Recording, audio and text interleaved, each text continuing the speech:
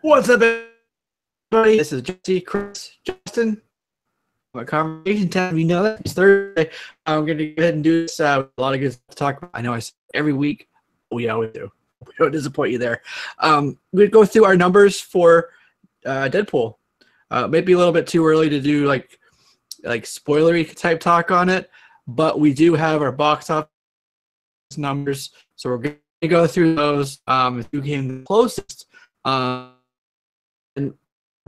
to say on that front about those guesses. So we'll save that for him. But first, we need to solve a debate that I saw in the chat. So we have a couple people with us. We have some folks who came in first, and apparently there was a debate about whether Jason Smith or Iron Galactus actually were first. So I said, let me go ahead and share my screen, and you guys can see who I have showing on my side of things as first. And drum roll, please. We have Jason Smith. He was first. Okay, so I hope that solves your problem, guys. Yeah, I mean, you gotta make sure you're switched also to live chat instead of top chat. Maybe that had something to do with it. Oh, you know what? But it was still Jason. I saw. Yep, still Jason. Yeah, still Jason. Yeah, I always forget that for some reason. I do see Semper Fi Comic Guy here, so thanks for joining us. Hope you're still with us. We also have, I said the two, Brian B's here. What's up, brother? Nice to have you with us. Oh, Daredevil 1. We're going to talk about that. That is a beautiful book. We also have Comically Flawed. Yes, he says that's a big score. Yes, that is a huge score. Congratulations on that. Yeah, that is that's a Grail book. Yeah, to me, that would be a Grail. To other people, that would just be a key. Yeah. Ooh, the key versus Grail debate. Yeah. He says that's the problem with his want list. Not much has changed over the last 5 years. They're all big scores. Yeah, and on books like that, like blue chip type books, they're steadily going up. They're increasing. So it's tough to wait. You want to wait a little bit and save, but at the same time, that price is going up too while you're saving. So, yeah, it can be tricky. So congratulations. That's amazing. We also have Rag718. Happy to have you with us. Lunatic Dad. You guys gotta check out Lunatic Dad channel. Hilarious stuff. Definitely check it out. Let's see. We also have. Oh, thank you for the super chat. Much appreciated. Lunatic Dad gave us $5 in the super chat, so that's awesome. Lee CVN72 is here as well. And I think I skipped a couple people. TJ Watson. I see TJ Watson. And if I missed you, leave a comment. We'll get to you. Awesome. All right. So I guess we did that. I do want to give a couple plugs, a couple little things in the beginning. We are here on YouTube. We're live, exclusively live on YouTube. But you can also check us out on iTunes, on Podbean, on Stitcher, on SoundCloud, everywhere. If you want to stream it as an audio file, you're welcome to do that. No, you don't have to look at our faces. You can just listen. Take us on the go. And then also down below in the comments, I do have a code for you. You want to check out the Crystal Clear Comic Skins backing boards, which are awesome. And you can get a little bit of a discount on those. It is the combo pack, so it would be the backing boards with a mylar bag for it. The code's down below. And then I kind of curated a little bit of a list in the Amazon link pertaining to some of the topics. So if you want to look at like some ThunderCats, the Funkos, or some Star Wars, or even I think I put a Mysterio statue in there. So if you want to check stuff like that and, pick up some cool stuff, there's a link down there for you. All right, enough of that.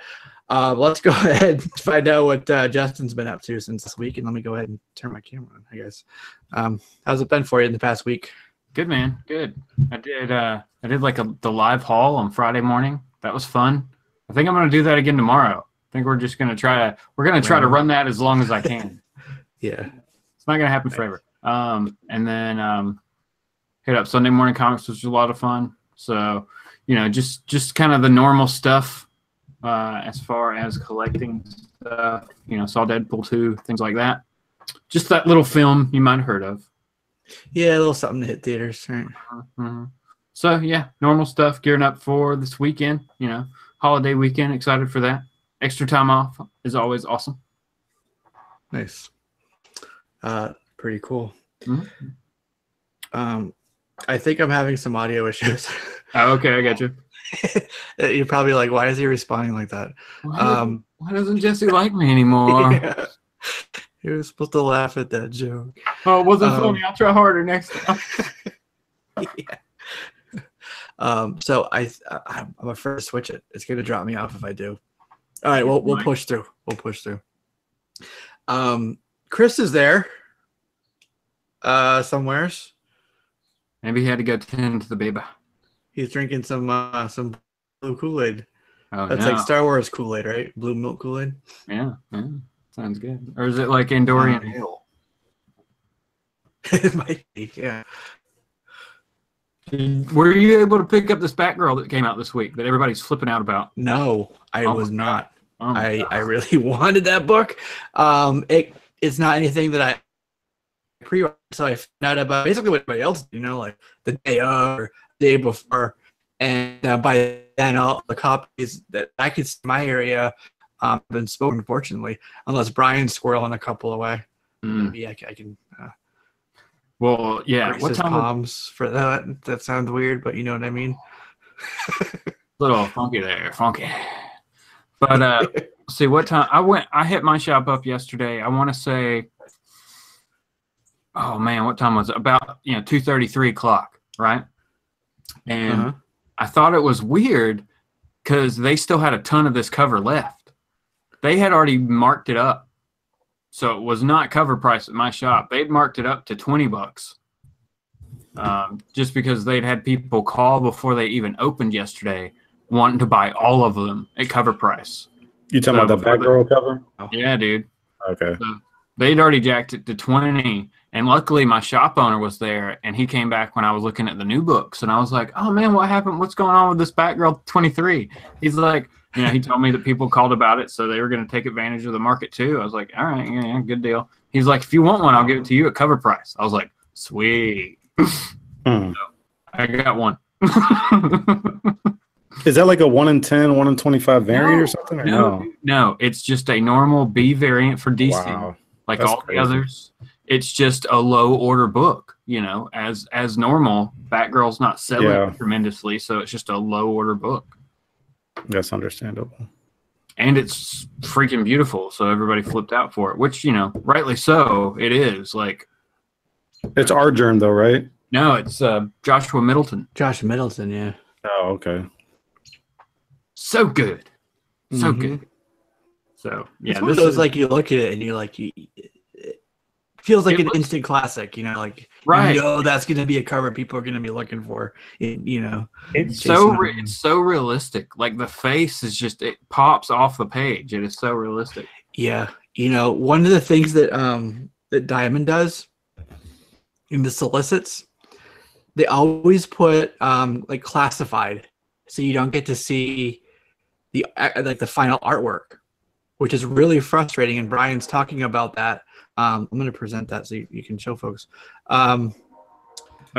It's really frustrating, because they want to order their books, and one of the ways they gauge it is, depending, it could be the cover artist, it could be, whatever it is. But if they don't show the cover art, you kind of have to buy into it blind, So if they had this available by FOC, like the final order cutoff on it, I'm sure they would have had a lot more orders in for that, but because it was, that quote unquote classified on there, it's like, that makes sense. It's kind of like, why, if you're going to put up the cover art or wait. Right. So, yeah. No bid yet. Oh, no bid yet. Oh. Tat wants to know, have you been reading Batgirl? No. So I randomly just pick up issues of it. I wanted this one. I saw it a couple days before Wednesday when I was making the new comic book list, and I saw it and I was just like, wow, that one's really beautiful. Yeah. So. Yeah, I think I picked up Batgirl a few months back because it was like the first appearance of the Penguin's son or something like that. Mm-hmm. That was a few months ago. Yeah. That one. All right. That's the only issue I have with that. I haven't read anything else having to do with that. That's the. I mean, I guess you can quit presenting me now, Jesse. But that's kind of the not advantage, but that's what I take advantage of when I'm like making that new list every week. You know, for a comic book, is that I'll click on all the books and look at all the different covers that are coming out and stuff like that. So I'm aware before I walk in what I'm looking for. You know. Yeah. I usually do that myself. Before going into the shop, I will go on and see, you know, what is coming out and then what cover I like, especially with the DC titles where it's an A or B cover. I always go like that. So, I mean, that's why a lot of the time with pretty much all the titles I collect, and it's just, you know, sometimes the A cover is nicer than the B cover. So I switch and flip-flop back and forth all the time. Yep. Yeah. Well, yeah. I mean, with the DC books, especially, I just whichever one looks better. You know what I'm saying? That's that's pretty much it. They're the same price week in and week out. Yeah. So like Green Lantern this week, I picked up the variant of it too, just because I thought it looked awesome. Yep. So I mean, that's sick in and of itself. It doesn't compare to that, but but that's like the for me, like Green Lanterns. That book is just like, you know, the Brandon Peterson covers. Some of them have been really nice. The one from last week where they're like coming out of their bodies or something. It's like the Green Lantern spirits or something. That one was crazy good. I like that one, and I remember they had another one that was like a kind of a throwback to a like Norman Rockwell painting, and I was like, oh, that's really cool. I'm gonna get that one. But then there's been there was also, I think it was last week, there was a Batman cover that was done by Amanda Conner, and I was just like, it's not her best work. I mean, as much as I love Amanda, but it's just like, I could let that one go. And I know that, she's a big name and everyone loves, what she's done, but it's just like, sometimes, the regular covers speak volumes, Well, and that's the thing. Middleton's been doing the B covers on Batgirl for a while, and some, and I picked up a couple of them that looked awesome. A couple of them not so much. Like this week, I didn't pick up the Wonder Woman Jenny Frison variant just because it wasn't one of my favorites. But if you go back just a few issues to like 39, that Jenny Frison cover is, I mean, unbelievably beautiful. So it's just, I pick and choose. You got to be choosy and picky. I mean, why not? They're giving you multiple covers. You know what I mean? Why not choose the best one? Right.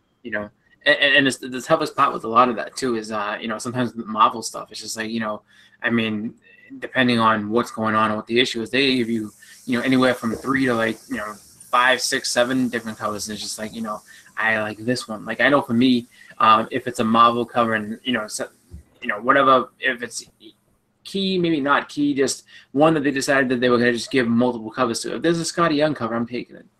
I mean, that's hands down, just because of the fact that, like, I love what he does on the books and everything. I like how he does the, I guess, Calvin and Hobbes-ish style, characters that he puts on there. And I wish he would go over to do some DC stuff.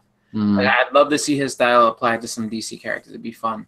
But, he's got some, I mean, just in general, it's just one of those things where, you try to pick the cover that speaks to you. I mean, and that's the fun part with it.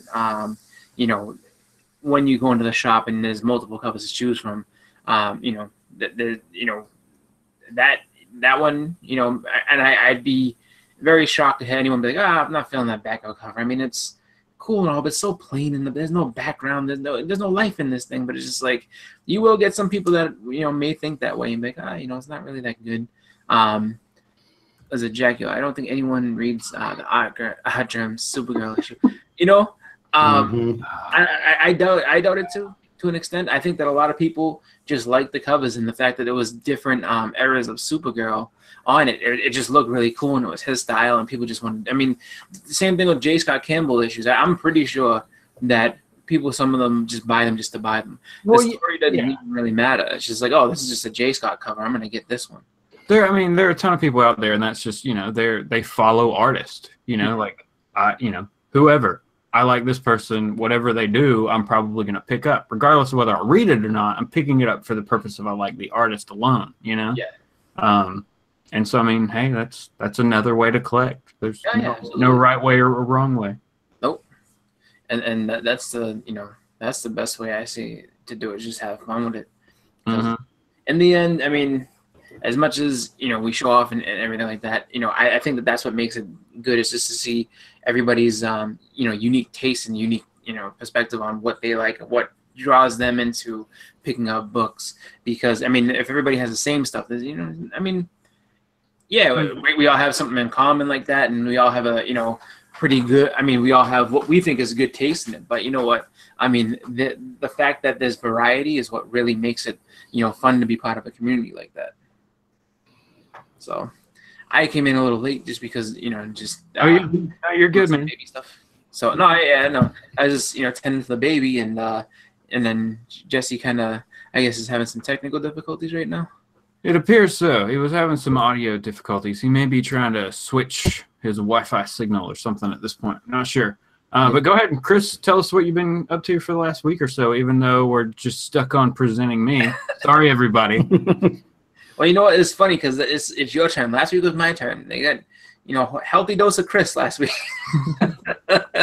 But no, I just been just work and same old, just kind of doing my thing. I haven't had time to really make a video. Just have been pretty busy.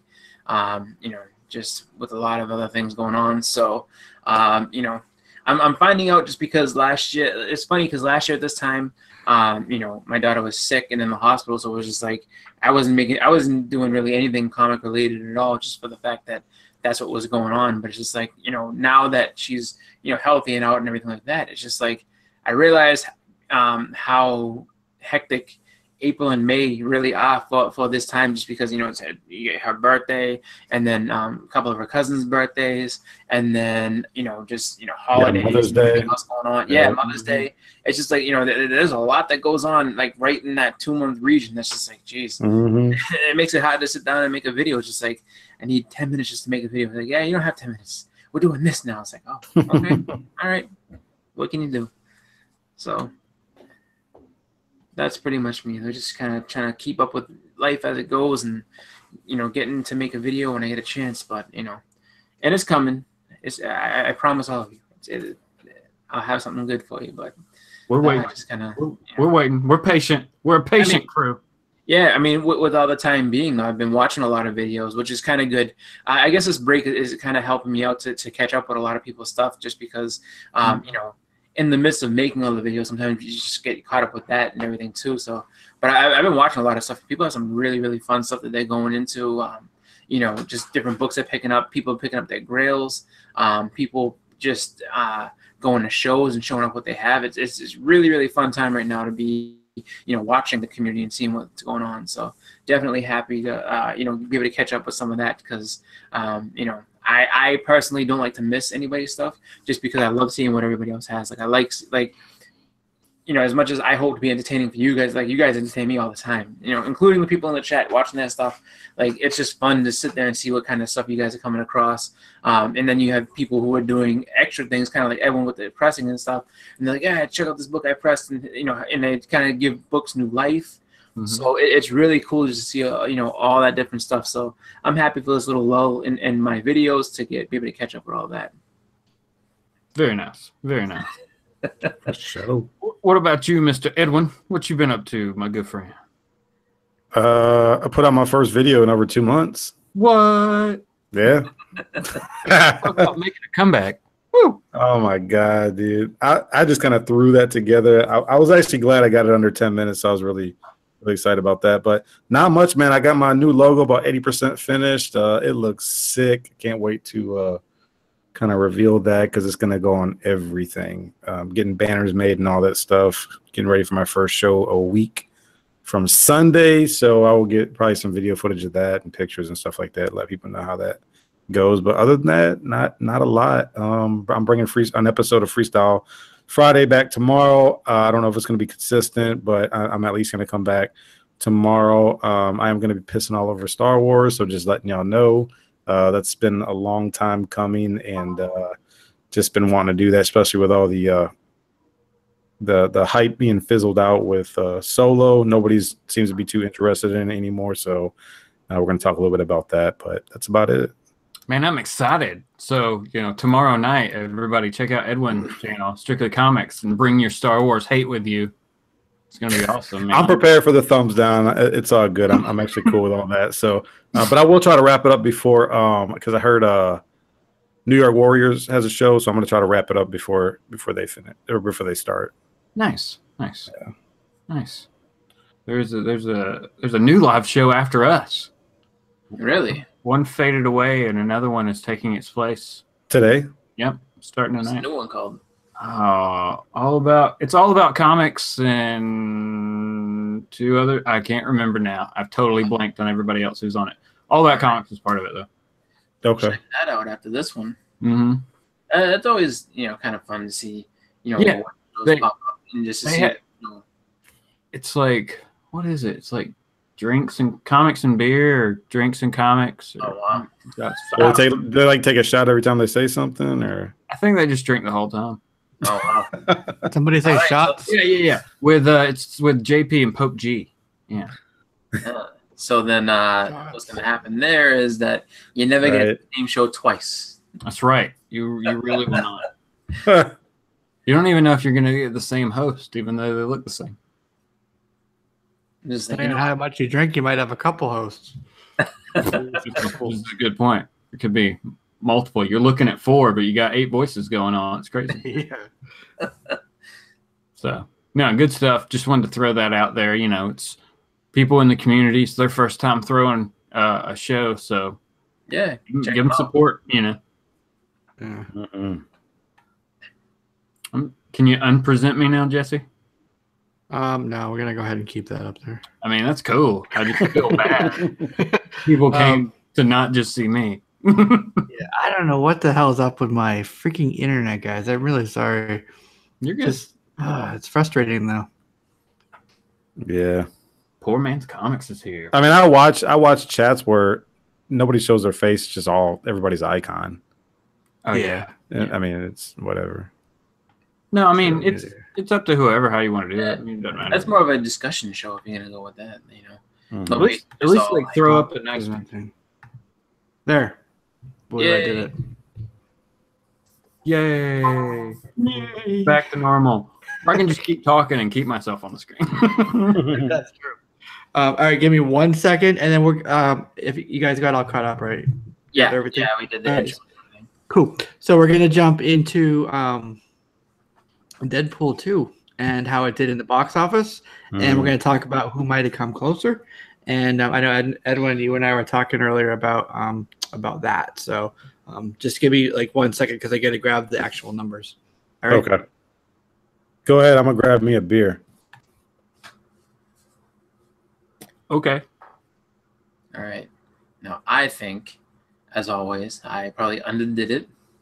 That's what happens. Because I try to be, I guess, as realistic as possible with the number that I can come up with. You may be close because we just guessed domestic, not worldwide, which was the bigger number that pushed it. The worldwide. So let's go domestic. You may be closer. I think I went way over. 305.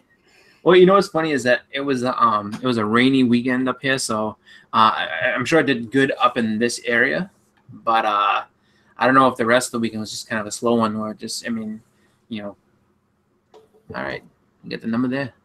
Yeah, sir. Did everybody see Deadpool 2 yet? Nope. Oh, you haven't seen it, Chris? No, I was stuck in the rain. I was not able to get out to see it, so I'll make my way to it eventually. It happens. All right. So as you can see here, weekend gross that is domestic, meaning in the United States, and then we have some international folks. So that's USA weekend, 125.5. It did have 176 for foreign take for the weekend, which brought the weekend worldwide to $301 million. That's pretty good. Yeah, pretty good. But according to the general consensus with these numbers, we thought it was going to do a lot better than that. That being said, $300 million in a weekend on a $110 million budget is damn good. That is, it's going to make, 2.5, 3x multiplier on that as an average. So it's gonna pull some really good money. So It did do solid, but I really think it's going to take a drop between the first and second weekend. Before we go any further, Chris, are you bothered with spoilers or what? I'd like it not to be spoiled if possible. Is this a spoiler? Okay, spoiler free. Okay. Because I was thinking about there was a fight scene, and I was thinking that's probably where a lot more of their budget went towards, was that fight scene between these two characters, and between someone and someone else. Someone else, yeah. Character A and character B were fighting. Well, I mean, I would say, as far as, I think the budget probably took, with the effects of, just putting Colossus on screen, in full suit, and then dude, you're spoiling it for yourself. And everything. The CGI for him is probably, pretty hefty on the budget as well. But he was fighting somebody else, which I must say, man, was actually very refreshing. It was almost like reading. Like we spent all of our time reading modern books, and then you're like, I'm going to read an '80s X-Men back issue, and it just takes you back, and that's what it did for me. So, was it the '80s? Late '80s, early '90s. Right in that time frame. Yeah. All right. So no spoilers, and Jack Hill, I guess, hasn't seen it either. So we will respect that. So you can see here, it's already crossed 300 million, 363 worldwide. So it is tracking pretty well. I know that, like you said, there's probably going to be a pretty massive drop off to this weekend because people are going to be going to see Solo. It's opening up. Yeah, that's. I think that. Not I, says me. Some of the reviews, my review included. I don't know if you guys saw that. And some of the press has been lukewarm at best. Let's just say that. And I think that that's going to turn some people away, actually, from seeing Solo. So you may get an uptick of second ticket sales in the second weekend. But there's definitely going to be a drop. Holiday weekend, maybe even people will see it to the two movies. But yeah, that's how it definitely. Yes, there's a drop, but definitely will be a big help that this next weekend here is a holiday weekend. So that will play into its favor, right? Okay, so we were talking about it's going to be we do the weekend, and this is Box Office Mojo, by the way. This is a good website if you ever want to run numbers. Weekend gross 125.5 on 4,300 theaters. Man, that was lower than I thought. Yes, it was. What did I say? Like 190 or something? Well, my guess was 188. Oh my gosh. Yeah, Edwin, you said 200. Oh my gosh. Yeah. Chris, you said 210 million. I was giving it a little bit more credit than I thought. Yeah. Comically Flawed 182. Postal Smith 250. Oh wow. Wow, we're Beast says 184. Jackie 186. Rag got a monster number here. He thought it would do like Force Awakens numbers. Better than that, actually. He said 287.5. What the hell? Yeah.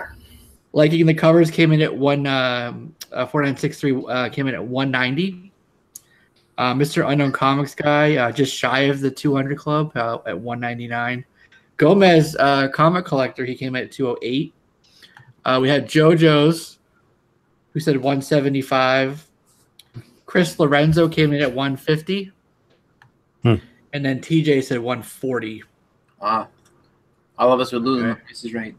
Sounds like TJ won. Yeah, TJ Watson. So, yeah, 140 is actually the lowest. So he comes closest to the 125. So he actually wins the Deadpool estimate. Wait a minute. It was supposed to be close without going over, right? But it sounds like everybody went over. Everybody went over, yeah. Oh, my gosh. Yeah. So nobody wins. Did we do blackjack rules on it? We did Price is Right rules, but I'll tell you what, if he I give him a week to respond. Okay. And I give him a week to respond. If he doesn't respond within a week, then TJ? Yeah, is that the one? I think it was earlier. TJ Miller? Yeah. Just somebody message him or something. TJ Watson, I saw him earlier. Yeah, that's how there it is. Brian B asked for Jesse, do you know what the Infinity War did over this last weekend? There's TJ. Past weekend. A lot. Actually, while we're on the website here, we might as well give it a little look-see, right? I think it's already at like over 1.8 million or 1.8 billion. Sorry, No. 1.6, 1.8. Is this? Okay, so it would be third or fourth weekend for this movie. Yeah. Yeah. For Infinity War. I think we're coming up on Fourth. third, right? Fourth. It opened in April. Yeah, April 27th. Okay, TJ's in the chat. TJ, you won the Deadpool contest, so message Jesse or myself with your address, and I'll send you some Deadpool comics. Congratulations. Mm-hmm. Okay, here we are. So April opening weekend. Okay. What are we at? The 20th, 1920. Yeah. It hit 595 over the weekend. It did about 9 million, 9.3 million added on 4,000 theaters. About a 51% drop. Is there a legend here? Yeah. Change. Theater gross to date. So the daily. Okay, weekend rank, gross, daily. Wait, so weekend rank, daily gross, and then weekend gross. Okay, so 20th. It ranked number 2. It did 9 million for that Sunday. It did 12 million on Saturday, which put the weekend gross. It did 29 million and almost a half for last weekend. 4,000 theaters. It was a pretty big drop from the before. And then it was just shy of 600. And then as of today, yesterday, it crossed the $600 million mark. So it's still chugging along. Going well. I mean, that's pretty good. What is it at worldwide, though? It's got to be approaching 2 billion, right? Yeah, it's worldwide. 1.8, I thought, right? We get the summary here. I mean, this is interesting because you got Avengers, Deadpool, and Solo. So you got 3. 1.8. Yeah. So you got 3 blockbuster type movies all at the same time in theaters. Mm-hmm. So this movie, even at this pace, even at diminishing returns rates of people going to see the movie, this is going to break 2 billion in like a week and a half. Mm-hmm. Mm-hmm.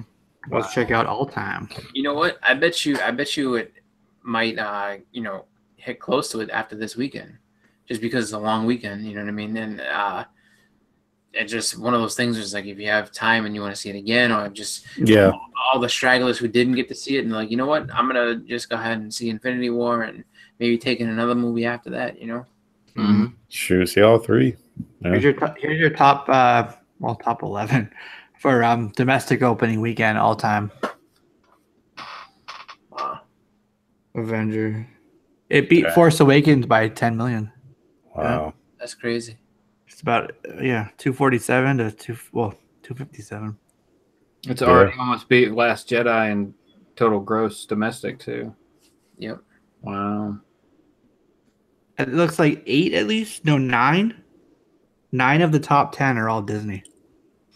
Jeez. Beauty and the Beast. Wow, that's crazy. The only one that isn't is Jurassic World. Yep. Craziness. Wow. Yep. That's awesome. Yeah. Yeah, he did a little less than a quarter of Deadpool 2's opening in its 4th week. That's crazy. Talking about Infinity War. Yeah. Because it changed the world, man. That's right. TJ Watson said he actually won a real no prize from Stan Lee when he was a kid. That's cool. Did you get the envelope in the mail? Like the one with the Spidey on it? Those are pretty cool. So I'll tell you guys, I'm not putting my camera on, so you're not gonna see my background. I moved to the other room, so I'm closer to where my like router and stuff is for a better signal. For now, so just so you know. All right. All right. Okay. Cool. So congratulations to TJ. Harry Potter isn't Disney. It's number 9, Firestorm, and that's what, WB or not WB? Like Which one? Warner Brothers. No, it's number 11. Yeah. Oh, yeah, that's Warner Brothers. That's number 11. Yeah. And you get into the WB stuff, and then Lionsgate. Mm-hmm. So, Dawn of Justice, 166. It's number 12. Dark Knights. And you get your Lionsgate. You can go through it. Guardians. Yeah. He just asked about that one thing. Twilight Saga. Twilight. Twilight. Rogue One. There's Rogue One. They're just like all there together, huh? So they made $1 more than the other one every single year. But you know which ones never move? Oh, wait, no. I see. Never mind. I'm thinking of like Titanic and Avatar. Those almost never move. Well, they didn't have like, did they have even massive weekends? First weekends? Or were they like, I felt like both of those were more like word of mouth. No, Avatar, I don't know about Avatar. I know those are just like, all time. Yeah. I think that Avatar may have had a decent weekend, but not huge. And I don't think Titanic had a huge weekend either. I think that Titanic also got helped by like when they re-released it again. Yeah, this is all time because they did it again as well. Here's all time worldwide gross. Avatar's #1, then Titanic. TFA is still up there, and then Avengers, but that's tracking to surpass that. And you see number 11. Remember, Star Wars was re-released back in 97, 98. So, because I don't think it accumulated $1 billion back in the early 80s. That's The Last Jedi. I'm thinking Return of the Jedi. I'm sorry. Yeah, no. Titanic, I can say that my wife said that she'd seen it in the theater something like 14 times, so she helped push it there. Finding Dory is at number 29. No, you all like that. Alice in Wonderland. I thought that movie flopped. The first one? Oh no, the first one. Yeah, I was thinking of the second one. Oh yeah, the second one was no. It said 2010. Yeah. They did a remake. Again, and it was the Tim Burton ones. Yeah. But cool. All right, good stuff. Good stuff. We've analyzed that enough for one show. Mm-hmm. All right, so the next thing we're going to talk about. Oh, you know what? Something cool. It's not really no. There's a character in the movie. Her name is Yukio. She's always like, "Hi, Wade," and then he goes, "Hi, Yukio." And everybody thinks it's Surge, but it's not. It's actually I know who that is. Yukio, the same Yukio from the Wolverine. First appeared in Wolverine #1. She was like an assassin that worked for Wolverine's girlfriend's dad. I forget the guy's name. Yeah, right. So she was working for him, and then she actually she was supposed to kill him, but ended up kind of falling in love with him. But that's who that is, because she has, excuse me, in the trailer she has the electric whip and stuff, so it looks like Surge, but it's not. So yeah. Well, what's funny is Yukio pretty much eventually ends up coming Lady Deathstrike. Yeah, because I remember what's it called? I know his Wolverine's wife is Mariko, and then Deathstrike is Yukio.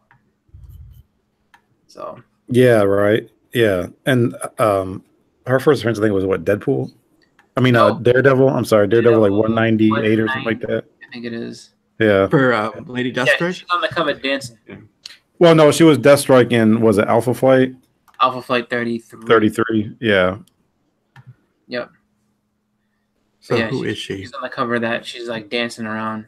Yeah, but her first appearance as Yukio, whatever her name is Daredevil, 198. Yeah, she goes, "Hi, Wade. Hi, Yukio." All right, cracking myself up over here. All right, so we're about to get really angry and sad. At least I am, because my childhood is ruined. Yeah, I saw this. By this hot mess here called Roar. Oh my gosh. Y'all seen this? They put it's like cartoon Gumball, I think it is. They drew it in that exact same style. Yeah.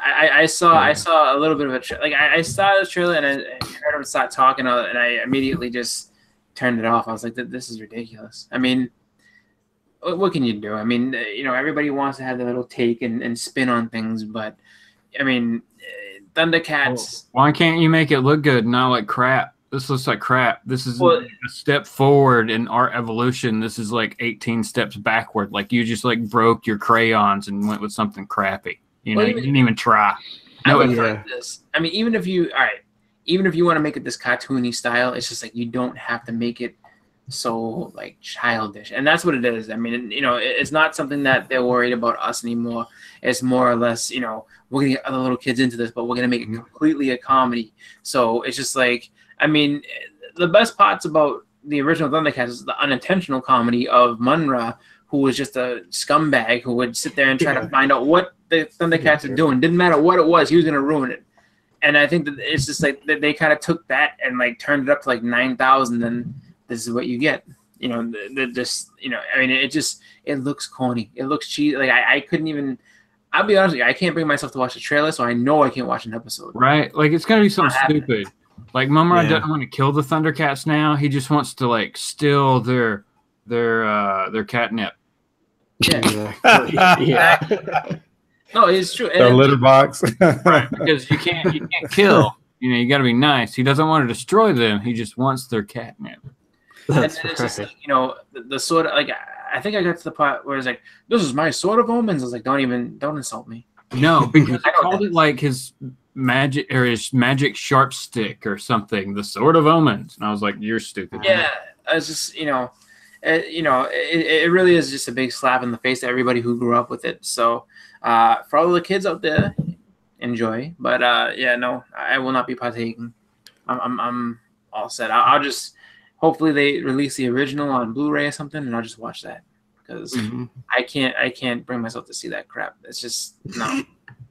I agree with Legend Storm and Brian B. They're saying it's going to be like a Teen Titans Go Thundercats. Yeah, exactly. Fart jokes is slightly entertaining, but like taken to another degree. I think I don't know.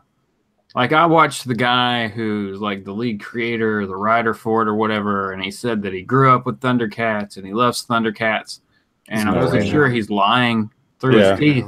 Yeah, I've never heard of Thundercats. That's the way that Ike Turner loved Tina. What? Like, I love her. Don't you understand? Like, no, you don't. Like, well, that's what I'm getting from this. Is like nobody takes Thundercats seriously, because if you watched it in the 80s, did it only last like 2 or 3 years in the 80s? Yeah, and then when they redid it back in 2011, 2012, they put it on Cartoon Network. That was the dopest version of Thundercats I've ever seen. But they aired it at like midnight or 1 or 2 in the morning. Like one season. Promotion. Yeah, it was a very good cartoon, but I just don't think that the production company, whoever, they don't care about it. Something happened. And that's the type of art style that we really need too. Like the story was great, but that specific art style I really liked. Yeah. And even with that one, they like played with some of the characters' ages a little bit. Like Lion-O was de-aged some and stuff like that, and that was fun. You know, like they made artistic changes to the characters, and that was completely fun. But it still had a feel. You knew exactly what it was. With this, it's not even recognizable. Yeah, it's just completely just something. It should have been named. They should have named it Thunder Babies. Thunder Kittens. Right? Yeah, Thunder Kittens. That's what they should have named it. 100%. You're right. And that's the way I see it too. It's just like, with the comparisons to like Teen Titans Go. Teen Titans Go is like, honestly, because of the fact that I remember the actual Teen Titans show. Which was, it was a little bit more mature than what you have on Go, but Go is still funny in certain ways, and it's still kind of sticks with the actual show itself, like with the Titans and everything. Like I did have one thought though, is since we are in the age of apps, there's definitely going to be a Thundercats app and things like that. Is it easier to port over horrible art than good art or something? Maybe that's like an art directive, make it look like crap so we can make it look better in the app. Yeah, I don't know. Honestly, I think that it's just going with a style that's more familiar to what kids are watching now. It's kind of like the trend with the style right now. It's like it sucks in terms of Thundercats, but I think it's more consistent in terms of the other programming that's on. Yeah. Jeff Johnson says that it's all about the toys. If the toys don't sell, then the show gets canceled. And I replied back, is that still the case in 2018? Because we know that the toys were kind of a big deal in the 80s, but are toys are really a big deal still in 2018? I think so. Because, I mean, it's all about getting that extra money. I mean, the ratings are one thing, but it's just Funkos, it's definitely about catching that extra money. I mean, it's just like, I mean, you think about it. Actually, that series, the the toys that made us, whatever. Mhm. It kind of just it sheds a light on how much toys can really factor in. Just because I mean, when they were saying like the numbers for Star Wars and everything else, it's just like it's far exceeded even what the movies have done. It's pretty crazy. So the toys definitely play a huge role. And it's just like because you got to figure they're gonna come out with their own line of toys plus all the Funko Pops and everything like that. So it's just like there's gonna be a push to get that into more kids' hands. So if it's something that they see and that they know and it's close to what else they're watching, that's just gonna help them sell other toys along the same lines of look and feel and everything like that. Yeah, you know what? Funny you mentioned that. Season 2 for Toys That Made Us premieres tomorrow.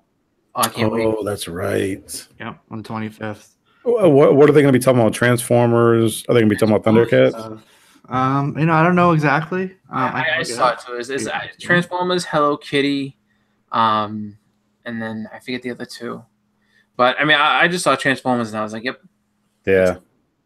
Like I remember watching the original and I was the only one I didn't watch was Bobby, but everything else I was just like, you know what, watching it and had a great time, seeing just how everything came to be and just the story behind it all. So I'm looking forward to seeing the Transformers story and everything else. So I'm there with you. Star Trek. They are Star Trek or Star Wars? No, Star Trek. Yeah, Star Trek's gonna be on it. Yeah. Todd McFarlane is doing Star Trek toys now. Okay. I'm right there with Chris though, but I think Barbie was like the last one that I watched, but I still watched it and it was actually pretty interesting. My wife and I watched it together. Yeah. It was actually pretty interesting. I'm sure it was. I mean, because there's a lot that goes into.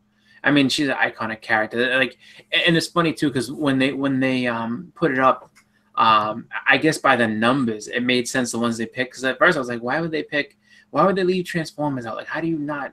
I know, right? But it makes sense though, just because it's just like, I mean, those four were like the four biggest blockbuster toys that came out at the time, and it was just like you couldn't deny them, even though the Masters of the Universe TV show wasn't all that long and that many seasons, but the toys, man, they just made so much money with those. Okay. So I had them all. Yeah. Lego, Transformers, Hello Kitty, Star Trek. Yes, Lego. I forgot about that. Wow. I can't wait to see Lego. Wow. Yeah. Nice. Cool. Yeah, that's coming out tomorrow. And you know what Netflix is also doing? She-Ra. Which She-Ra. looks good. Looks decent, yeah. It got some good people like Sandra Oh, Karen Fukuhara's on it, Jordan Fisher. So they get some pretty good voice talent. Yeah, no. But and the art that I've seen from it, makes Thundercats Roar look like exactly what it is. A second grader drew it. Yeah. Or someone. So they're gonna do a She-Ra cartoon before they do a He-Man cartoon. Check out the He-Man, I think. Well, they did do a He-Man movies cartoon with He-Man. Yeah. In like 2011, 2009, somewhere around there. Mm-hmm. This is the That's poster. Cool, though. Looks pretty decent, actually. Yeah. Yeah. It actually does. I have no problem with that because I think that all right. So they tried this. Does it really say princesses? Oh, where? Yeah, it does. The Where are you seeing that? Princesses of Power. Oh, I just hope people don't think it's a ripoff of Wonder Woman or She-Ra something. and the princesses. So there's Power. multiple princesses of power? Maybe she's like Moon Knight. Maybe. Maybe we get to see You're schizophrenic. Maybe it's like a timeline journey, and we get to see several different She-Ras. Yeah. She-Ra's a mantle like Thor. Or Witchblade. What's crazy is that the fact that how you bring it up before, like, oh well, I can't, like, everyone's kind of taken back that they're not doing He-Man show, but I mean they're looking to do a Masters of the Universe. Yeah, He-Man. probably was holding that off. So I mean, you're gonna just skip past the show and go directly into the big screen again, and with that, as much as people like the original might have left a bad taste in people's mouth, I'm excited to see it just because of the fact that all they have to do is, I mean, the bar is so low that they can easily improve and make it better. So it's just like I feel like when it comes to that, like, you can't lose. I mean, it just seems to me like that's going to be a great movie to go out and see, just for nostalgia purposes, for fun. And then if they go ahead and really do it up good, it's going to be just a really like just awesome movie to see. So I'm looking forward to it. Yeah. But I don't know. I'm more excited about that. I can see that being better. Yeah, I don't know. I said when it's coming up. I think it's coming soon. Yeah, so later in 2018. Yeah. Cool. The next thing I wanted to talk about, or we wanted to talk about, let me correct myself, is that Jake Gyllenhaal is in talks to possibly be Mysterio. Now, a lot of people have jumped on that and said, oh, he's Mysterio. He's going to be Mysterio. But you got to pick up on the two key words there, in talks. Yep. So nothing's confirmed. Nothing is like finalized. He's maybe read for the role, or his manager sent over like a headshot and his, CV. But that's it. He was also, just to remind you guys, we were talking a while back. He had met with somebody studio-wise for Batman. Yep. So he was quote unquote in talks to play Batman as well. So take this, just as very like, sure, he talked. That's it. Yep. But what we can kind of still garner from that is that they want Mysterio for the next movie, which I think is really cool. I've always said two of the best ones of the ones they haven't used would be Mysterio and Kraven. Right. Yeah. So I'm pretty stoked to hear that they might be using Mysterio for this. Homecoming 2. Yeah. I don't know much about. I'm sorry, Chris. Oh no, go ahead. I don't know much about Mysterio, but is he a villain that can hold his own, or does he need to be like teamed up with another villain? He's a. Well, it depends on when you're reading him, like what era. Like before, like in the past, he was just like a magician, really. Like it wasn't he a part of the Sinister Six? Yeah. But then more recently, they've actually given him like magic power or something. Yeah. So.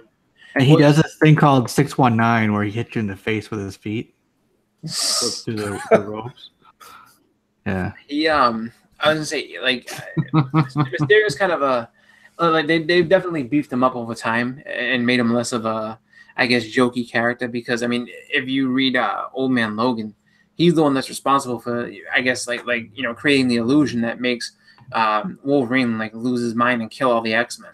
Yep. In that story. Mm-hmm. So it's just like he's a cool villain. I think that it's cool to see them expanding it out and doing that. Now I would say I think and it's funny that you brought him up, because I was thinking of Kraven being a better role for Gyllenhaal. I think he would be way better suited for something like that, where it's just like, because he has that whole just kind of I mean, he's done so many roles where like he's played that kind of like halfway psycho characters, like, and it's just like where you have someone like Kraven, who starts out as a normal guy, but then eventually starts to lose his mind because of I think was it the serum or whatever it is that he has. It just kind of makes him like kind of go off and be kind of crazy. So I think he'd be a better, I mean, so long as he can do a Russian accent, I think he'd be a better Kraven than a Mysterio. I think if they went Kraven though, like they should just do the Nightfall storyline, but with Kraven and Spider-Man, and just have Kraven like send all of Spider-Man's villains at him to like weaken him, and then kill him. Break the spider.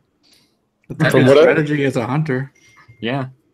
From what JJ and Splashpage are saying, you could have a really good plot twist with Mysterio. Mm-hmm. Oh yeah, you definitely could. I mean, Mysterio's all about tricks and stuff, so it's just like he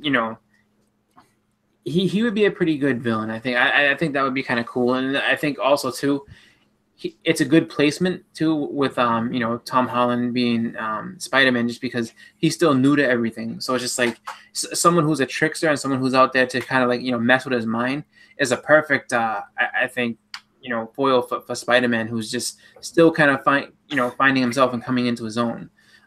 So that would be kind of cool. I hope it leads into like a Sinister Six movie at some point. Because that would be fun to see them. To see him really have to basically come of age, and then also take on like just the worst of the worst, and figure out how he's gonna overcome those guys. So I look forward to that. Like, I mean, I think it's a cool person to see on this. So. Yeah.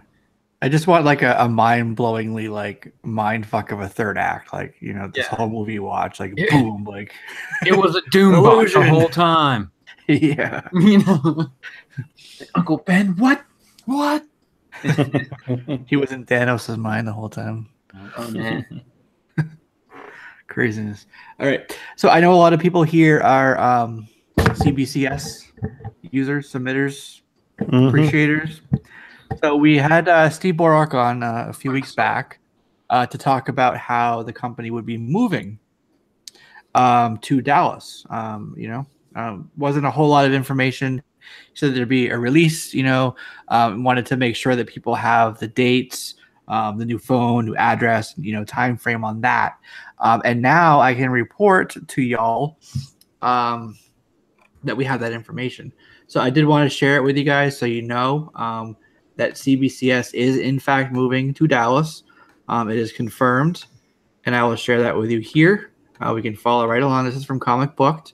The article is up, and this is actually, it's something that Steve had posted to Facebook, but we translated it over to the article here so that you could have everything in its entirety.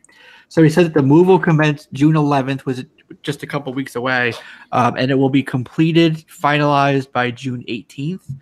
What they're doing is moving, you can see the address there in McEwen in Dallas, moving into the same facility as Beckett Grading and Authentication. Nice. Okay. Phone numbers are going to stay the same. They get the toll-free and the 727. Okay. But the really important thing is right here. Please ship all submissions to the new address after June 7th. They're going to have forwarding, of course, but it's going to help with delays. Okay. And you have to remember the new address is very important as well. Not the St. Pete address. You want the 4635 McEwen Road, Dallas, Texas, 75422. Okay. So if anybody, that's going to be sad.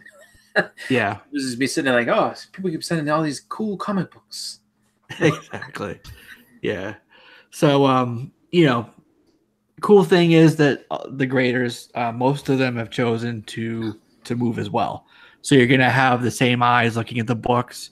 You have those same standards. The consistency will be there. So I think that's fantastic. And it's cool. And I'm pretty excited to see what happens with Beckett. So, in terms of census and some of the other initiatives that he told us were in the works. But, for those of you who do, submit to CBCS, I think that's pretty important to know the dates and then where to send after that, what do you call it, June 7th date. So there you go. Good info. Now we know. And knowing it's half the battle. Right. Yeah, cool. So there you go. I know some people, splash page and set your comics free. It's cool. What I'll say about that. What else are we going to talk about? I completely forgot. Oh, you know what I learned? Poe Dameron, Star Wars. I want to mention this before Edwin hits everyone up with the haterade stick. I'm just kidding. Hey, it's good to have diversity. Yeah. No, I have issues. Nothing's perfect. Especially like I said, if you saw my last review for Solo. But at the end of the day, I'm a Star Wars fan. So, but apparently Poe Dameron is Force sensitive. It's canon. Oh no. Poe Dameron, 26 and 27 really dived into it. They were talking. Poe was with who was he with? He was with oh Jesus, I can't remember their names now. I don't know. They were on the ship. Who was it? They were with. It was with Leia. It was Leia. It was Finn and Poe.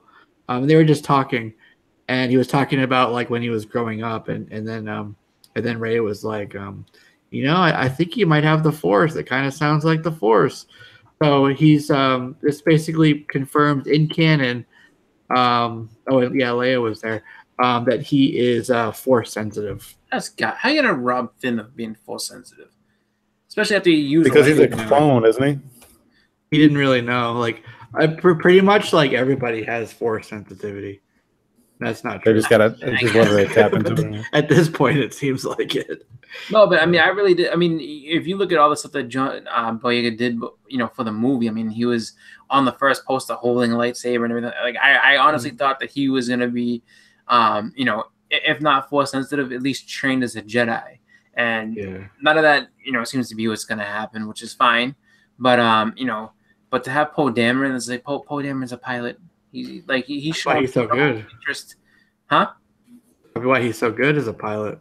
Maybe. I mean, I guess, but it's just like yeah, but to be trained as a Jedi, don't you have to be a kid? Oh, you can't be a grown man. How old was Luke? Yeah. I mean, and if you look at Kylo Ren in the movie, I mean, he looked pretty grown. He wasn't Well, I mean, Kylo grew up and he was trained, and then if you believe kind of the lore of it, there's a thing where it says there's a balance. The balance is important. So if there's dark, then the Force will create some light to rise up to meet it to make that balance. So there was this really powerful kid, Ben Solo, Kylo. So the Force kind of when Rey came up, kind of just gave her those midichlorians. I hate using midichlorians, but they are canon. To kind of meet it.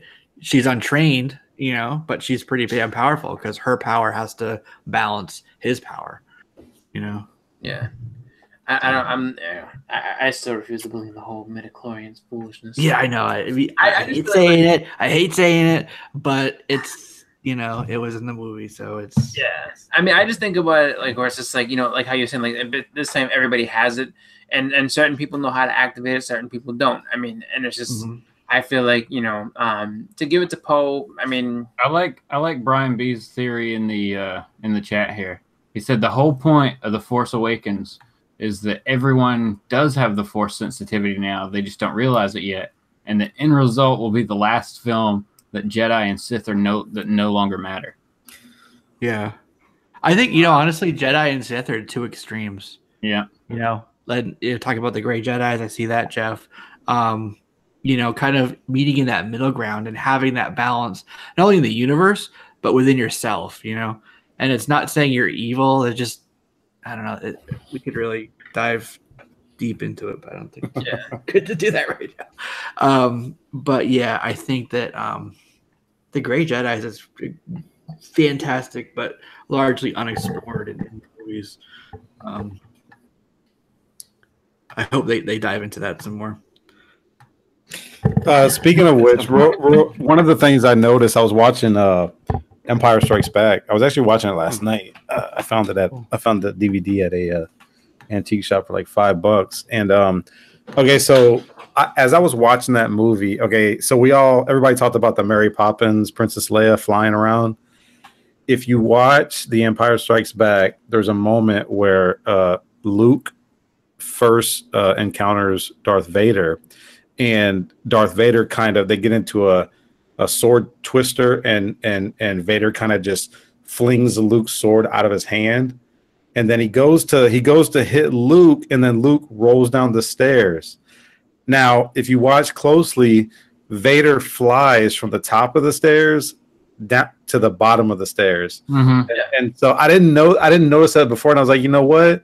It actually has been shown. It was brief, but it was shown in The Empire Strikes Back. Well, yeah, and then then there's another scene when he's fighting. I think it's actually before that. He's fighting Luke.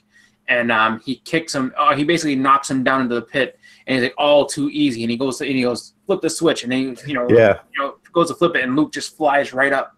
So it's just, I mean, it's just, I think the biggest thing with that whole scene was just the fact that she's out in space, and you would assume that she's gone. I mean, everybody knowing that space is a vacuum, and you basically just that's it. And all of a sudden, she just kind of flew back and. I think the other part of it was just like, if she could do that, then why didn't she save Akbar and all the rest of the people that had plans and were actually like invested in the resistance?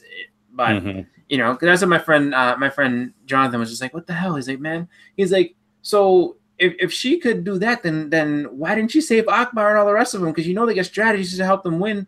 But you know, I think really just at one point when you see it, it kind of jars you a little bit. He's like, what the hell? She's dead. Okay, I understand. All of a sudden, it's like, nope, she's gonna just like kind of just float back and you know, wake up when she's feeling better. It's just, I mean, no, I don't think anybody expected it. I think that it was just one of those things that it's almost like if you've ever seen Superman 2 when he pulls like the album off his chest and it wraps that guy up for no reason and nobody can explain what the hell happened. Like that's pretty much the same thing. You know, she just kind of floated back and everybody just kind of moves on. No one questions it. No one worries about it. So. I mean, that's one of those things that maybe it was her first time with that experience. That's what I think too. It's just like I'm out in space. I'm gonna die. Wait a minute. It's kind of like you know the fight or flight thing. It kind of like jump started it. She had this innate ability. She didn't know how to access it, and then her body was like just about to die, and it just kind of like kicked it in. Like, yeah, I can deal with that. Yeah. Do you dig? Word. All right. So third, I think it's this. I'm confusing myself as I'm talking. The third week of the month, right? So we got some solicitations, and there's a lot, obviously, all different publishers. So we got some insight into what August will look like. So I kind of wanted to run through some of the titles for the big two for Marvel and DC. Please do. For this month, and we can kind of see what we like or whatever. So Marvel Comics, do you see it on the screen? Let me just present to everybody. Yeah, it is. Is it? Yeah, there we go. Okay, so we have Marvel August solicitations, and maybe we can do this like third week. Oh, hey, check it out. Hey, we're here. Looking thing. The Logan director is in talks to do Boba Fett. Another grain of salt there. Well, and talks. Yeah, exactly. So you got to pick up on those words like that. You know, everyone's gonna go, "Oh, he's doing it. It's confirmed." No, he's in talks. Well, Logan director, the money has to be right. The schedule has to be right. You know, creative has to be right. You know, so it's a Boba Fett movie. You just make it right no matter what. That's right. I want to see like a Boba Fett versus Deathstroke movie or something. Okay, Kirby poster. No, that's something that I think a lot of people are interested in is that Boba Fett movie. Oh yeah. Yeah, for sure. Be cool. It would be awesome that if Boba Fett always gets defeated by like some like random accident. Yeah. He's the big fool. Yeah, it's just the cosmic jokes on him somehow. You know, it's like, what if they call his movie Starlack, a Star Wars story? Well, it would be cool to see his interaction with Jabba the Hutt. You know, kind of see their relationship and. I mean, if his interaction with Vader is, and he probably hates Jabba the Hutt. He probably just look. I just need money. I don't care nothing about what you have to say. You know, just pay me. That's it. Yeah. Mm-hmm. There's a theory that he was on Tatooine and he's actually the one who burned Aunt and Uncle. Oh yeah, Peru and Owen. Yeah, he's the one who killed them. I believe that and I think that honestly, that's why you see him and Vader like have such a tense moment when he's like no disintegrations because he knows he's like you killed my stepbrother and his wife for no reason. That was part of the deal. Ooh, that's a good one. You were just supposed to observe and report, not burn. Yep. So cool. All right, in August we're getting Fantastic Four #1 and Sarah Patilli. It's highly anticipated, and I've been looking forward to that for a while. Yep. All those variants. Wait a minute. Oh, Scotty Young's doing one. I'm in. Yeah, Scardy. And George Perez black and white remastered cover. Manuela Lupacino. Amazing. See, that's going to be a hard one to pick because so you have that. Oh, I mean, depending on what's there, but Alex Ross variant, Adams, the Scotty Young, an odd germ, two. What? Four. There's two of them have been revealed. Yep. There's a Thing in the Human Torch so far that we know for Art Germ. I bet you they hold back the Sue Storm because that's gonna be the popular one. Oh yeah, just because he draws women, really nicely. And of course, a Venomized variant. Oh goody. There it goes. Load. That's pretty cool. Yeah, that's Journal. nice. Johnny Storm. Captain America. That's actually not bad either. The Thing. Yeah. Get some attitude. Yeah, it looks cool. Yeah. Good stuff. Mr. Fantastic will be like sad looking. It's like, I don't know. No, it doesn't. Yeah, it is. Mark Brooks. There's his little signature. yeah, Mark Yeah. Brooks is good. He's really Yeah. good. Cool. I want to see the Art Adams too. But yeah, we'll definitely be picking that up. Yeah. Facsimile. I think that's a Oh, reprint. there's a Scotty Young. Is it? I like it. Yeah, right there. Yeah. Mm-hmm. You said that comes out August? Yep. Yeah, so this is going to be released. Oh, wow. It's a $6 book. Yeah.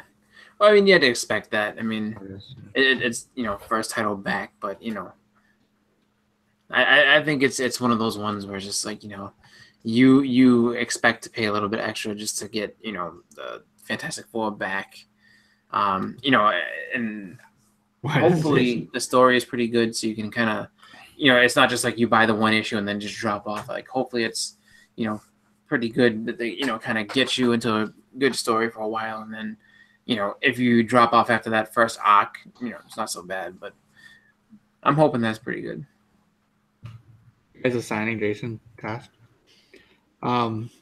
August is a month when we're getting 5 events. What? Events. In a year when Marvel promised no events quite some time, but they couldn't hold true. First is going to be Extermination, so that's one right there. Jesus. It's X-Men story. I'm Infinity Wars. Infinity Wars. I'll check that out. How many variants are on? A lot. West Coast Avengers is coming out. I'm done with that. Yeah. The Punisher. Wakanda Forever. Yeah, I can M skip for a that. Toast. Oh, this is one that a lot of people are like WTFing about. Edge of Spider-Geddon. I'll check that out. You got what is it? Spider-Punk, I think is. Yeah, Spider-Punk is coming back. Spider-Punk. Spider-Punk.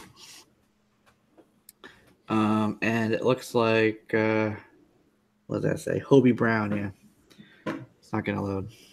All right. There's an interesting one. It's a Web of Venom called Venom. And it talks about The Vietnam War. Yeah. That one it intrigues me. Yeah. That's interesting. Right. 40 pages. Wow. Oh, it's a one shot. Okay. Yeah. So there's this platoon in Vietnam and they encounter some guitar. And this seems random to me. Cable and Deadpool annual #1. Uh-huh. Correct me if I'm wrong, but Cable and Deadpool as a title ended quite some time ago. Right? Yeah, it was just like a miniseries. Yeah. Right. I hate when they put 32 pages because isn't like 12 pages of that like advertisement? Well, Yeah. but it's an annual, so it's even small. Yeah. So here's the fun part with it. Hunt for Wolverine Dead Ends #1. That just lets you know don't waste your time with this. I don't know. It's written by Charles Soule. I'm telling you, like there's too much Hunt for Wolverine stuff going on. Just get the real you need to get the story of just when he comes back.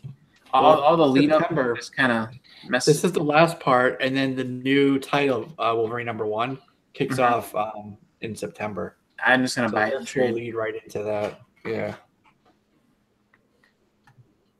So there's that. All right. Who we got? Big E's is here. Miss Hustle's here. Who else is here with us? Great Legend Show is here as well. Splash Doing Page some Comics. I think it's funny how as soon as you mentioned Fantastic Four, Legend showed up. Right? Yeah. That's You, true. you heard the call. I know, right? I put up the bat light, but I put a 4 on it. That's right. Captain America, Ta-Nehisi Coates is doing that. That's going to be interesting. I want to check that out and just see what Captain America would be like from his perspective. You know? Told through a Coates lens. Put some. Yeah. So Tony Stark, and it looks like Return variant covered by Adam Hughes. They're doing So a Fantastic Four, kind of like what Action did on Action 1000. They're doing decades, months covers. I'm gonna try to get this to load up. Yeah. Adam Hughes cover. And then is that Sue Storm or is that Crystal on the front? Because it's kind of I can't see if that's a black streak in her hair or not. Let's see. Maybe. I don't know because I see the yellow too. That's the only thing that's kind of throwing me. I'm actually ready for some Fantastic Four. Something different. I think it'll be fun. I mean, yeah. Yeah, I need to go back before this one comes out and get, just for the fun of collecting, finish out the last volume that came out. Like, what was it, 3 years ago now or something? 4 years ago? Yeah. The one where they had the red suits for a little while. That was kind of cool. I like the red suits just because it was something different. It didn't last the whole series or anything, of course, but I just thought it was cool, something different. Yeah. Is that just prior to them ending that title? What is that prior to them ending that title? Yeah. Okay, yeah, because I remember they were just before they ended it. They tried to hype up this death of Johnny Storm, Mm-hmm. and I actually almost bought into it. And then, of course, like a month or two later, he was back. So, yeah. Well, no, that they did that during Hickman's run.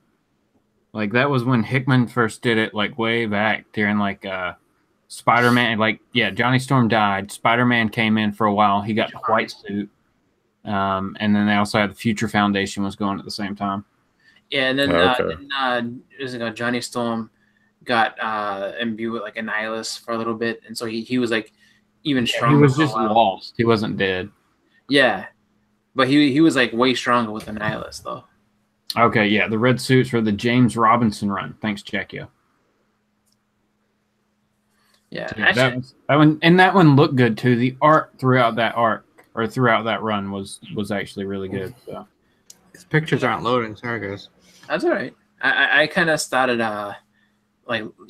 piecing it together. It's gonna take a while, but the Byrne run of Fantastic Four. I heard that it's long, but it's very good. It's very fun read. So I started picking some of those. You got a super chat. Yep. Super chat. Jesse's on mute. There we go. All right, cool. Thanks for the super chat, Biggie's Comics, home of the New York Warriors. He says next auction is 5/25, which is actually tomorrow. That's going to be 9:30 p.m. Eastern Standard Time. So check it out. Always a good time. That's good right. Books, good people. Buy yourself something pretty for the holiday weekend. Yes. Right. And if you just got paid, go ahead and splurge. Yeah. And I do want to say something above and beyond what he put there. Check out. They did a show on Monday. Check out the chat. The show. But look at the description for the video. There's a link there. At the end of the show, Biggie's did make an announcement in regard to Manny NYC. I don't know if it wants me to say it here or not, but go give that a listen and then click through that link at the bottom there. We always like to support everybody in the community when and if we can. So definitely take this opportunity to do that with Manny. All right. I'm sorry, you said Biggie's last video? Yeah, for the live show that they did on Monday. Okay.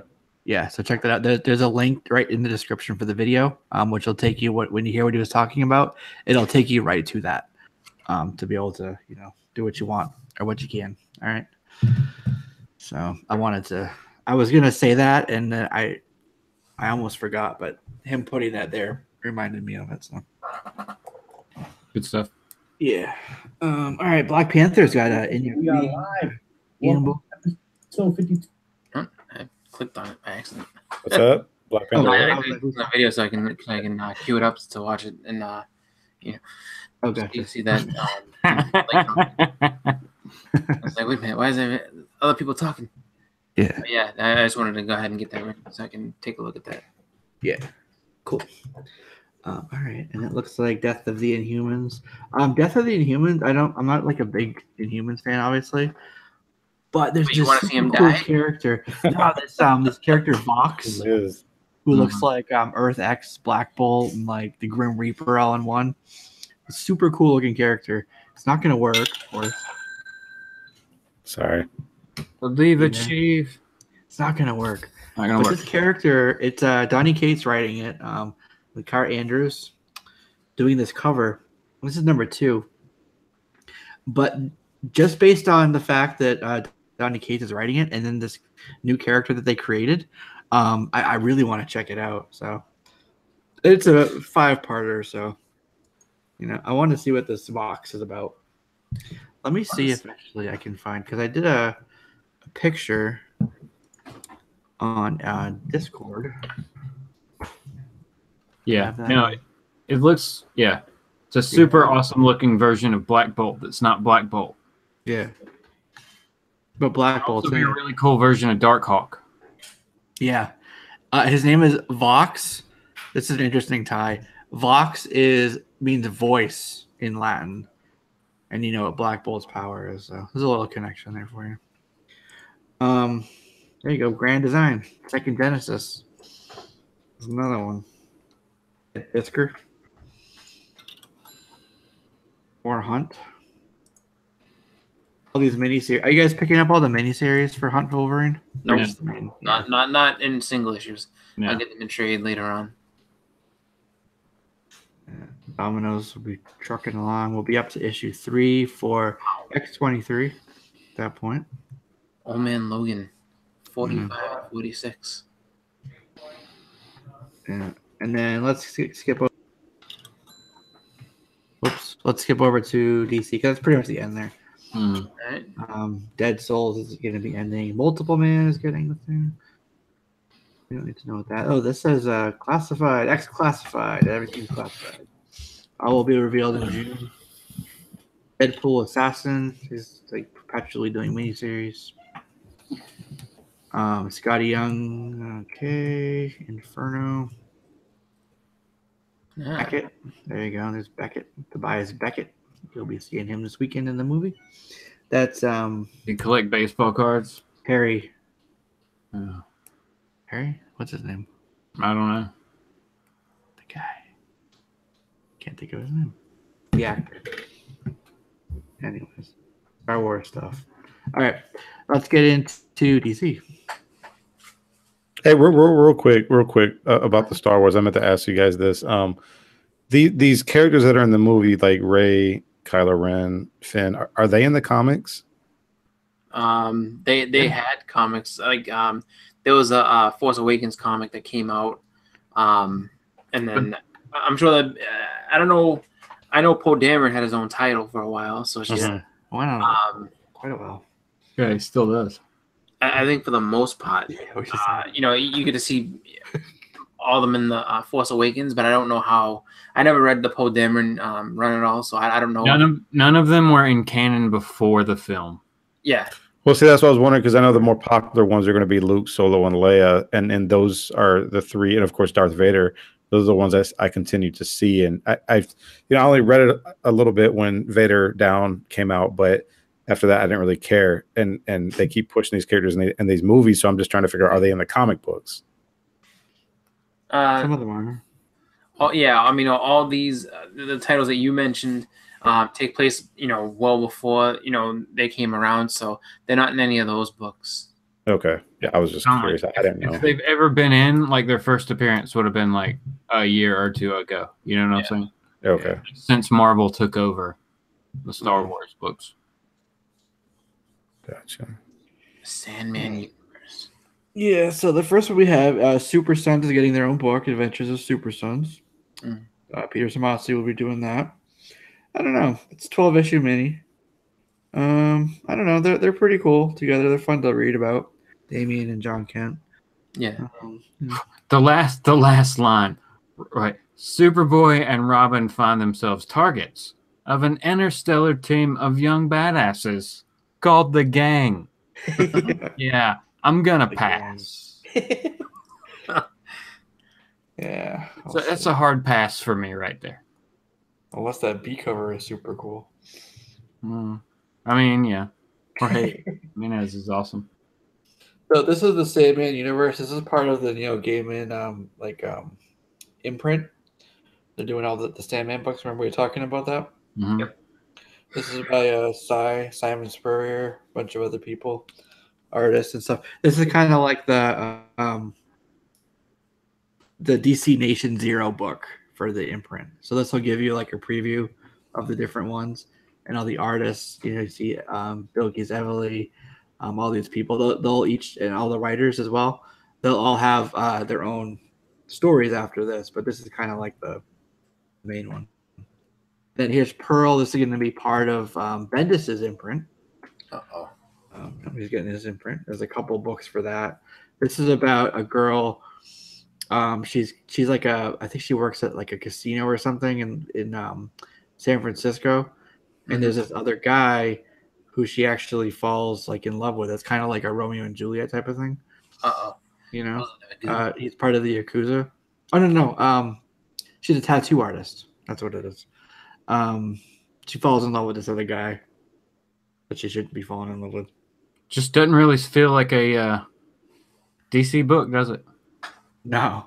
Yeah, you know, that's it's funny too because you know talking about Jessica Jones, and I'm just like, okay, it sounds like something that would be more of a Marvel thing. Yeah. This was a Bendis one. This was under Icon with Marvel. I think it was Icon. Like who brought you Daredevil? Yeah. So he brought all of his stuff, his creator-owned stuff that Marvel let him do, over. So Scarlet, which was with the Marvel imprint, is now at DC, starting 8/29. It's a pretty cool story. It's another mature reader type of thing, and this is about a lady who kicks ass, but does not take name. Summer. That's right. She does not care. Yeah. I need to take my name. No, don't tell me your name. That ruins everything. My name is Nanya Business. I would rather not know. It's more fun. Oh, the Kings of Fear. Kings of Fear. Yeah. Another Batman #1. So miniseries here. 1 of 6. Batman versus Sinestro. So he's been doing his stuff in Gotham. He's not sure how much difference he's making. So he starts getting insecure, having all these feelings. And that's when Scarecrow strikes. 6 issue mini. There's some TP. It's Batman, maybe. I'll check out the first issue. Don't let the Penguin drive the Batmobile. That just sounds stupid. But that's cool. Catwoman and Tweety and Sylvester. Wow. Yeah. Right? Harley and Gossamer. There you go. That's JP and AC on that. You know what's funny is that I could see that going with no problem. Daffy Duck and the Joker, I don't see. That's a weird one. I don't know, but Daffy Duck and the Joker is going to be drawn by Brett Booth, so I'm buying it.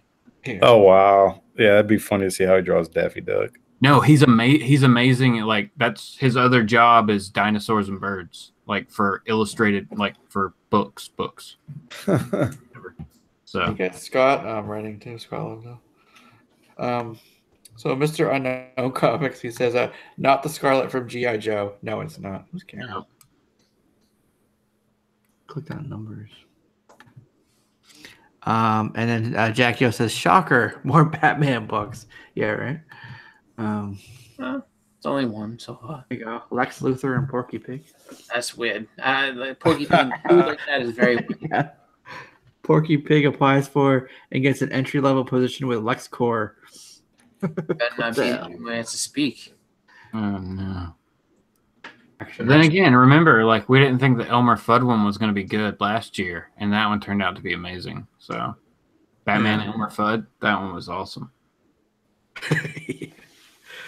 I got the Superman one for $1. Nice. I don't know. This sounds pretty cool. A bold new era, and the Man of Steel continues as bodies fall from the sky and buildings burn around the city of tomorrow. Sounds like some shit's going down in the old town tonight. It's Bendis, David Mack. He's getting some good work lately.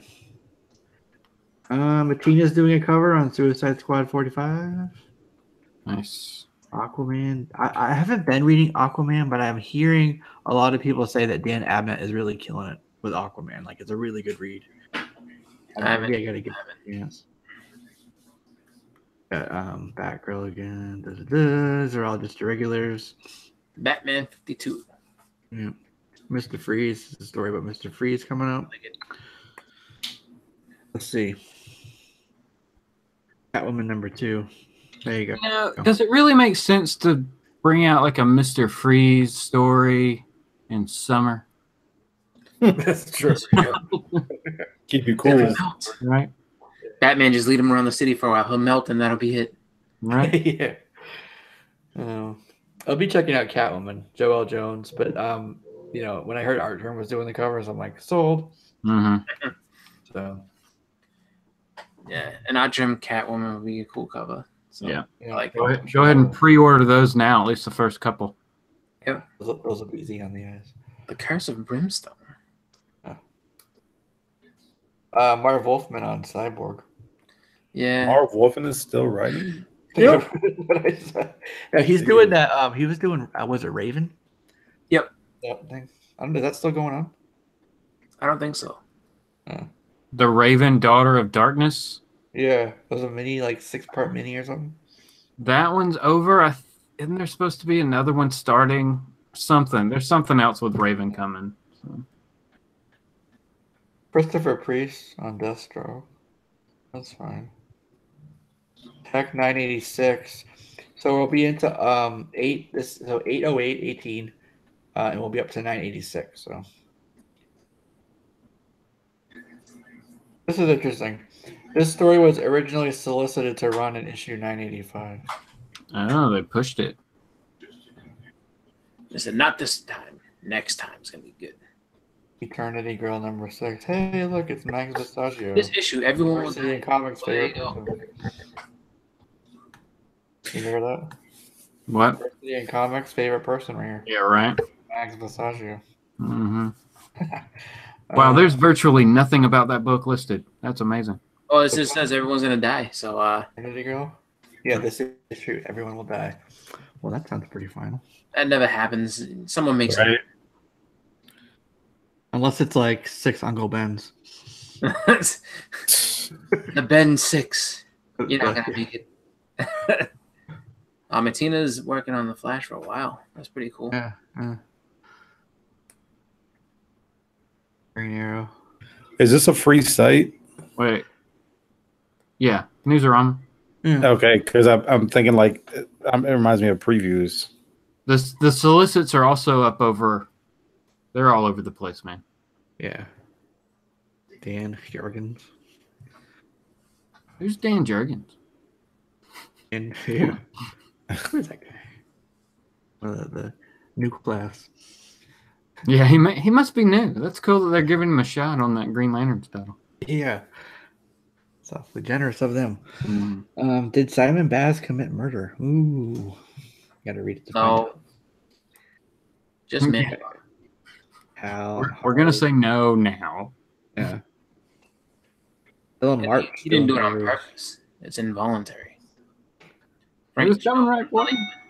Frank Cho will still be doing them, but you got Sam Humphries and John Timms. Mm. Someone needs to borrow your phone. Yep. And I think, Hawkman number 3. Whoa, Hawkman. huh? Who's doing Hawkman? And Diddy, Brian Hitch, Oh, nice. and Stephen Sedgwick. I thought you said P. Diddy. I was like, what? P Diddy, yeah, P Diddy book. Detective written by Brian Hill. Is that what it said, Brian Hill? Don't worry, we'll get back down fast. I gotta erase my girlfriend's numbers. Yeah, Brian Hill. So, who? Yeah. Okay. Right as they're getting new shots, you know. On Detective. So you got Bendis. They rolled out the red carpet for him, gave him all this stuff. But the other book, arguably, against Action would be Detective, right? Those are like their two flagship books. Yep. Shouldn't they have someone like of equal or close stature, I guess, you know, in terms of their body of work, working on a book like Detective? Yep. But guess what? Brian Hill, he's going to have to prove himself. No, man. the company has 100% faith in him. Apparently, you don't have to prove anything. This is interesting. Here, look. So for the people asking about no justice and what the point of it is, like, is it going to lead to something? It does. It ties into stuff in the future. And it says here, what does this case have to do with the Brainiac files seen in Justice League No Justice #1? So this book will tie to that. Make sure you pay attention, kids. Is Brian Hill a new writer to Detective? I don't know. Because I'm reading Detective. I'm pretty far behind, but I've actually gotten back into reading it, and I mean it's solid to me, but I honestly don't pay attention to the writers too much. But What was it? It was Tinian is on Detective currently. Yeah. Yes. So okay. he's dropping off, but Tom King is probably going to stay on Batman until like 100, I think. So there's a question rolling in my mind I want to ask you guys, and I mean you can even ask the chat. I don't have my phone because my wife stole it, but does anybody have any interest in reading action anymore now that 1,000 has come and gone? Or Nope. No, I mean, and you know what? That delay really killed any desire I might have had. But the book itself, like it didn't. Like, dude, you go to my LCS right now, he's got a crap ton of Action 1000s that are just sitting there because they put out too many of them. And I just felt like they could have kickstarted or had him die again or something. Like, I don't care about a thank you. You know? It was a non-issue issue. Like, yeah, nothing happened. It was a thank you or just celebration of Superman. So that could have been a standalone and an annual or something. Yeah. For such a milestone issue, yes. Yeah, we could have gotten something worthy of a milestone, but we did not. Yeah. I found your time in Justice League. Oh, okay. Then he's jumping. Yeah. It looks like they're, I don't know if they're rotating because you got just 5, you got James, and then 6 you have Scott Snyder. Oh, maybe they are. Yeah, but then you have Dark and there's James again. Variants by Jim Lee. All right. Odyssey is Josh Williamson. It's good. And Dodson. Oh, he's writing it though. Yeah. Okay. Like Mad Tom Magazine. King's gonna be on Mr. Yeah. Man. Sorry, I was thinking about something else. Sorry. Mad Magazine's coming back, kids. DC owns that property. Yep. Yeah. Oh wow. It shows up in DC. Yeah, there's solicits each week. It comes out. It's listed there. They bought it back in, I think it was the mid-50s when they were buying up some of these other failing publishers. It was like around the time with, Fawcett and all these other people were having trouble. DC, which was National Periodical at the time, it's one of the ones that they were able to scoop up. That's interesting. They actually had it for a long time.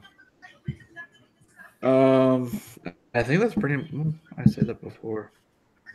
I think that's pretty much it. Gail Simone on Plastic Man. Oh, okay, that's what I was talking about. Yeah. Daughter of Darkness. Yeah, there we go. Yeah. Yeah, I was pretty sure there was still something going with her. Scooby. Shade. You guys reading The Silencer? Nope.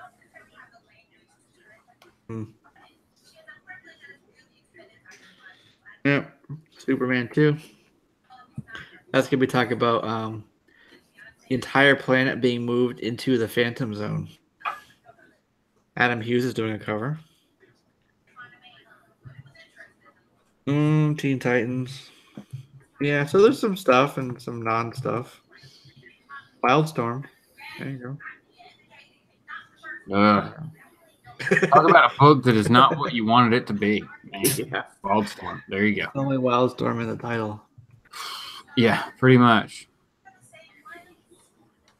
Oh, and there's finally that hardcover thing. Hey, it's only $20. It's only $20. When it's supposed to be 35. It was 30 or 35. I already feel like I got ripped off. Oh my gosh. Do not buy that. It's a waste of freaking money. You heard it here first. Yeah. So this 1,000. So it's $20. 9/26/18 is when it's on sale. All those names are in there. It includes all the stories from Action 1000 from April, plus a tale by Paul Levitz and Neil Adams. that appeared in the 80 Years of Superman hardcover, which is another different one, as well as all the variant covers. Design sketches by Jim Lee. Scripts for the stories. Lost Story from Kurt Swan. I think that's the one that Marv Wolfman found. Is that the one? And then a complete reprint of Action Comics 1 and 2 will be all included in there. 160 pages. So it sounds exactly what I should have gotten when I bought it the first time. That sounds like, yeah, exactly. Because that has none of what I spent $30 on. Well, I'm glad I didn't buy it. So, like, that just wasn't like I had a feeling that was going to be just a lot of celebration type stuff and not really much substance. So that's why I stayed away from it. Yeah. I should have listened to Chris. Every once in a while, I do have a. Moment. I'm known to have one or two little moments. That's about it. The rest of the time, I'm just kind of throwing things out there, and Yeah. That's all we can hope for is a few moments of clarity. Yeah. All right. Well, what do you guys got coming up over the weekend? Anything channels want to plug up? Sunday Morning Comics. Sunday Morning Comics, Friday Morning Comics, comics. Yeah, that's what we got going on over here. Sweet. Comics. Nothing really for me. Just kind of, getting the chance to make a video. If I have the ability, I will do it. I was explaining to Justin them earlier. I've just been kind of busy and haven't had a lot of time to actually make videos. I've been able to catch up on people's videos and stuff. Just with work and everything, I'm able to do it there. But I can't be sitting there, doing comic calls at work. So, just hopefully this weekend I get a couple What are you saying? do it. Job done. That'd be awesome. But nope. But unfortunately, I can't do stuff like that. But if I get some free time, I'll go ahead and put some stuff up and show the. Oh, remember we talked about communication yesterday? But I'll just kind of, hang tight and just. I do have stuff to show, but it's just, time getting the free time is kind of a just commodity at this point. So we'll see what happens. Cool. Yeah, I'm not doing a lot either. Just continuing to prepare for my show, and that's about it. I might get my wife and I do like a very late Deadpool 2 movie review, but that's pretty much it. Oh, and then Freestyle Fridays tomorrow, and that's it. There you go. Yeah, sorry, it's been a while. All right, cool. So I got back issue haul I got to do, so that'll be coming up on my channel as well as hopefully a couple other things. Don't forget that Big E's has the auction tomorrow as well. And I know that I'll be watching Toys That Made Us season 2 at some point this weekend. So I'm looking forward to that. Don't forget, I'm thinking about, I'll go ahead and say this. Check us out on iTunes. We do have the MP3 or the audio available to stream there. So what I'm going to do, if you guys would be so kind to go ahead and leave a comment or a review or something over there. And for the next few weeks, I'll put the names of the people who did leave a review into a hat and do a drawing, and we'll do a giveaway for that as well. So that's over on iTunes. Just search Comic Conversation or JLS Comics or some combination thereof, and you should be able to find it. And if you can't, let me know, and I'll shoot you the link. And that's pretty much it, guys. This has been episode something or other, heading towards 90. Yep, been fun as always, and we will catch you in the next video. Have a good night. Later, everybody. Bye, everybody. Thanks, chat people.